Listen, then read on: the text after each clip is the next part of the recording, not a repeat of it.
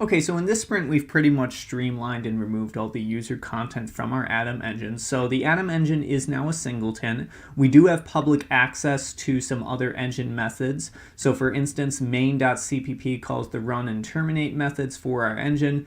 And we can also access other information such as setting the window name and getting width and height and whatnot.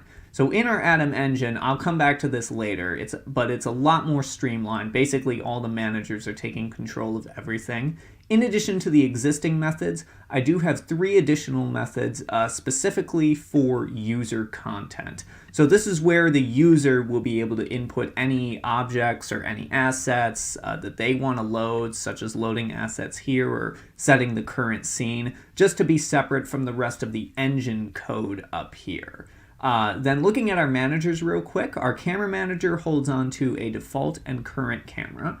When it's initialized, we set up a default camera, set the current camera equal to it, and then we only delete the default camera. So the user will be able to make their own cameras later on, but right now the camera manager is basically just set up to work with the default camera.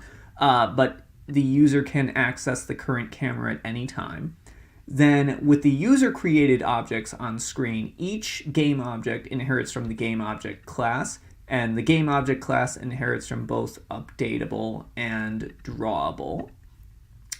And then looking at the frigate, for instance, all of the game objects are very similar. When we initialize the game object, we initialize the actual graphic object. We'll update it if we need to. So in the case of the frigate, we check for keyboard movement or keyboard presses for movement.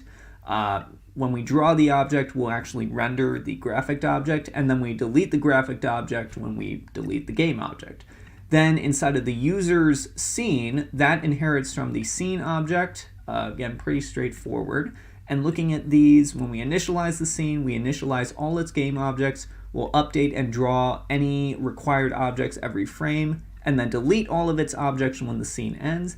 And then lastly, the scene manager, we can set whatever we want the current scene to be. We'll initialize it, update and draw the current scene every frame, and then when we terminate the scene manager, we delete the current scene and get rid of all its content. So looking at the Atom engine again real quickly, when we initialize our engine, we will initialize any user content such as the window height and whatnot.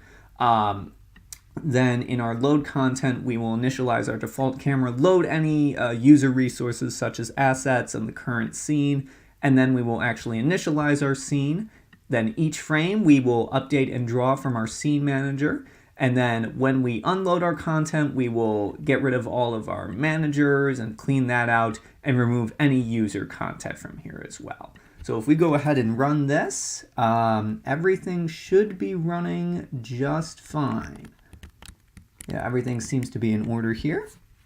And then looking over on the side as well, the code is also pretty organized. The user code only focuses on just their own custom game objects and scenes, and everything else is all inside the engine code.